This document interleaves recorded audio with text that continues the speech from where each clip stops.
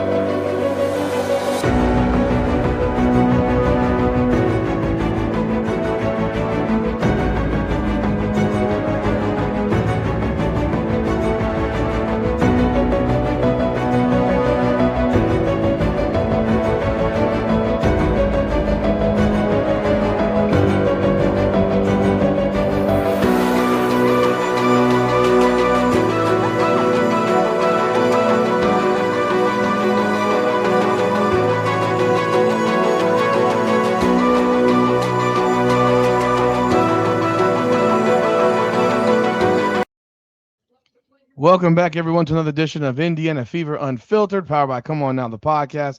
I'm your host, Rudy Rodriguez. Show mine. Hit that like button, subscribe to the channel, ring the bell, leave your comments. Appreciate y'all continued support of the channel. Hype the video. Let everybody know that we are here. We are growing. We are trying to make this thing huge. Subscribe to both of the channels.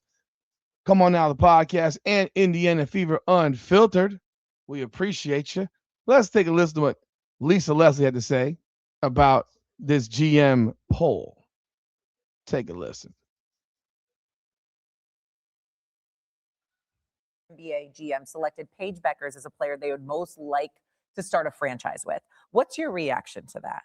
Well, all those GMs probably going to get fired because this is a money business, and the money is about Caitlin Clark, who is the player who has made. Never in the history of the WNBA have we had a player force teams to get into larger arenas. I've never seen that happen. And so if you're the GM, you're obviously supposed to be bringing in money. That's revenue. Right. I'm going with Caitlin Clark. What you think, Stephen? Of course, I've been saying with Caitlin Clark, rising tide lifts all boats. That's how I'm looking at it. I want to know this. I'm so glad I have you here with your wonderful self and your great career. Nobody's more qualified to answer this question than you. As we look at the WNBA, we know there's a lot of great players that preceded Caitlin Clark, that paved the way for the Caitlin Clarks, and they're to be respected and appreciated and all of this other stuff.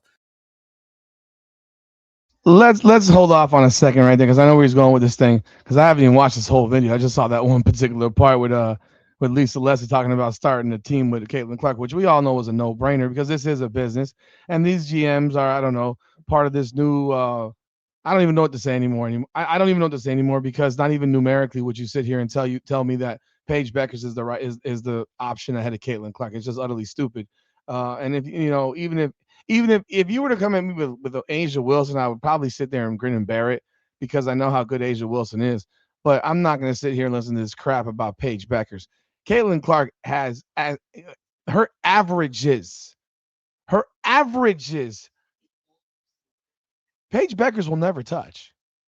Understand that very, very clearly. Listen to what I'm saying. Her rookie averages, Paige Beckers will never touch. 19.2, 8.4, and 5.7 rebounds. 8.4 assists and 5.7 rebounds. She'll never touch that. Those averages she'll never touch. Last year, Paige Beckers didn't come close to that shit. You don't believe me? You don't believe me? You don't believe me? You don't believe me? How about we let you know what Paige Beckers last year averaged as a rookie? She averaged,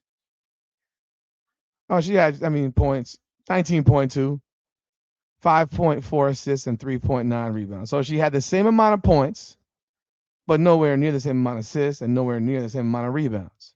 So like I said, she'll never come close because she might get one, but she definitely won't get the other two because Caitlin Clark is a better rebounder than Paige Beckers and a better passer than Paige Beckers and has better floor vision than Paige Beckers and creates more than Paige Beckers will ever create because Caitlin Clark is a legitimate point guard, whereas Paige Beckers is a hybrid guard who sometimes plays the point, sometimes looks a certain way, but the reality is Caitlin Clark averaged what, damn near 30 points for a career in college.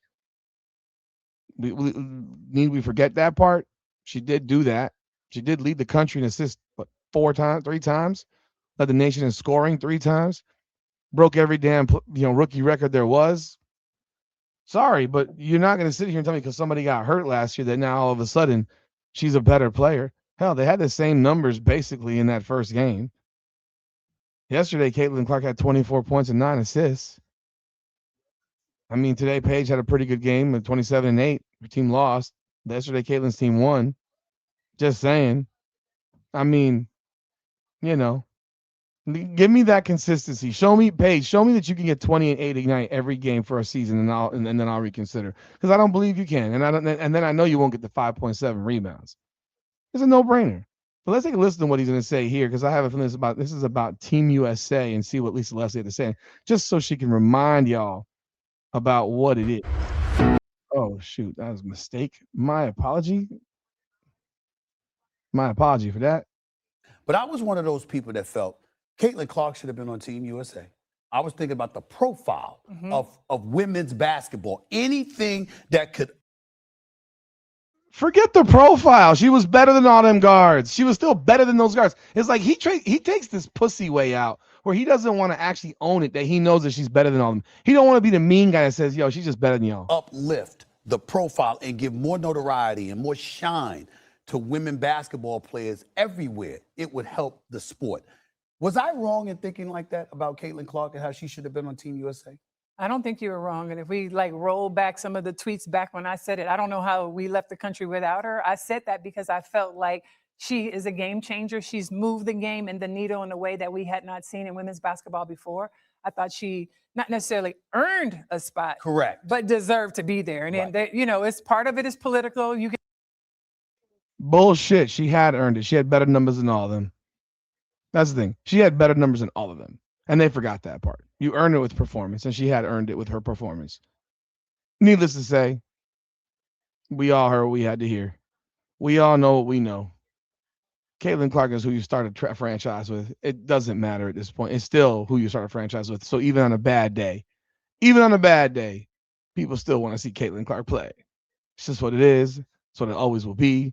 And until Caitlin Clark leaves the WNBA, it will be forever that Caitlin Clark is the prime and premier attraction in the WNBA. It's just that simple. How about them apples? Y'all let me know y'all thoughts in the comments. Hit the like button and subscribe to the channel. Ring the bell. Hype the video. Appreciate y'all as always. It's Indiana Fever Unfiltered, powered by Come On Now, the podcast. Come on now.